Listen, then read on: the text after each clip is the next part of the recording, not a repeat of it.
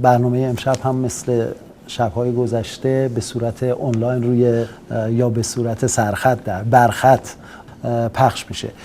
باز تو اومدی حرف بزنی سینه خیز رفتی کل برنامه رو خط خطی کردی که سرخط و برخط و تای خط و اینا چی همچین قاطی کردی داری واسه خودت میندازی وسط. بهت گفتم این اف آخر میکشت تا اینهاش الان مرگ مغزی شدی منتها گرمی حالیت نیست. اف رو بذار کنار درست حسابی سوال کن. دکتر الان در مذاکرات هسته‌ای که 10 ساله داره انجام میشه از 2003 تا 2013 که الان هست اصلا راجع به چی بحث میشه؟ کی؟ ما رو بگو با کی داریم بحث میکنیم؟ انقدر اینلاین اونلاین آنلاین کردی که حالا تازه رسیدی به اینجا که تو این 10 سال به چی بحث شده؟ هیچی. راجع به طعم گیلاس تو گیلاس زهر مقام عظما. یعنی الان به صورت مشخص انتظار اونها از ما سر چه موضوعاتی است که ما میشینیم راجع بهش گفتگو میکنیم؟ تو فکر می‌کنی خیلی سوال مشتی کردی یا تکرارش هم می‌کنی؟ ولش کن بابا. خودم برای بینندگان عزیز توضیح میدم. داستان مذاکرات یا همون زرخورون مقام عظما این بود که مقام عظما دچار تنگی نفس استراتژیکی شده به خاطر تحریم. گفت بریم یه چیک زهر بندازیم بالا که یقمون رو ول کنن یا اقلا شل کنن. ولی همین قد باشه ها بیشتر نباشه از این حرفا. ولی یک قشقرقی به پا شده حالا که نگو نپرس. خب آخه زهر رو باید یواشکی تو تاریکی یه جایی که کسی نبینه بخوری دیگه. کسی که بخواد روز روشن رو با شب تاریک قاطی بکنه میشه مسحکه مردم. مرحوم ابوی همیشه میفرمودن بذار بهادر عرض میکردم بله میفرمودن که مشنگه عینک دودی زده بود به چشمش.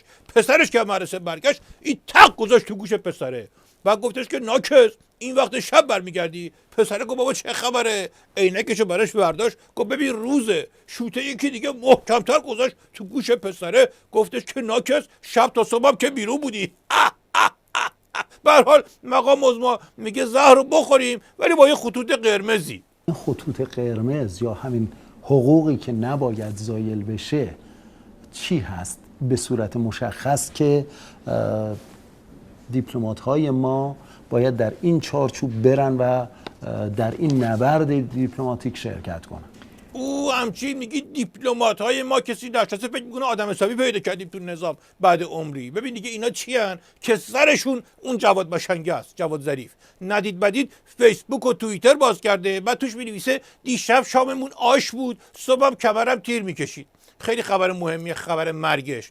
متخصص وقت تلف کردنه. منتها تا حالا وقت خود علافش رو تلف میکرد حالا که وزیر شده فیسبوک باز کرده که وقت بقیه هم بتونه تلف کنه. همین شوت سنگین یه بار رفته بود تو جمع ادبا بهش گفتن که شما وقتتون رو چطوری صرف میکنید؟ این خب نمیفهمید چی باید بگه ولی خودش هم نمیخواست از تک و تا بندازه. گفتش که وقت رو چجوری صرف میکنم؟ خب معلومه دیگه وقتم وقتی وقت وقتیم وقتید وقتن.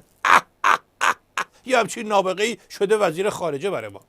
دکتر به عنوان آخرین پرسش ارزیابی شما از نشست بعدی که در ژنو برگزار میشه و احتمالاً نشست‌های آتی ارزیابی شما از نشست آتی چی هست؟ اولا امیدوارم این یه حرفت راست باشه یعنی این آخرین پرسشی باشه که تو عمرت میکنی. بری گوشه رو به دیوار بشینی دیگه حرفی نزنی به زندگی گیاهی خودت ادامه بدی. دوما گلگیر باقی نذاشتی بس که زدی به در و دیوار. خب نشستی که برگزار نشده که ارزیابی نمیکنن مشنگ پیش بینی میکنن. البته این از کلاس فهم تو خیلی بالاتره نمیخواد بفهمی الان فقط به گوشت خورده باشه بسه. اگه تا 3 هفته دیگه نظام تونسته باشه تو همین وضعیت در بوداقون امروز بمونه اگه مقام عظما نطقش باز بشه یه چیزی بگه بالاخره اگه خاطرات جدیدی از امام رونده شه تازه اول بدبختیه. ظریف و اون الاغچی شلنگ تخته‌هاشون رو باید شروع کنن. اینا جفتشون هم عین چوب کبریت میمونن یعنی 1 قرون نمیارزن ولی میتونن زندگی آدمو با آتیش بکشن. همین الاغچی 1 قرونی یه مصاحبه کرده دود از بیت مقام عظما خود مقام عظما به هواست. منم باز زودتر برم یه فکری به حالش بکنم تمومش کن و خداحافظی کن بری. سپاسگزارم جناب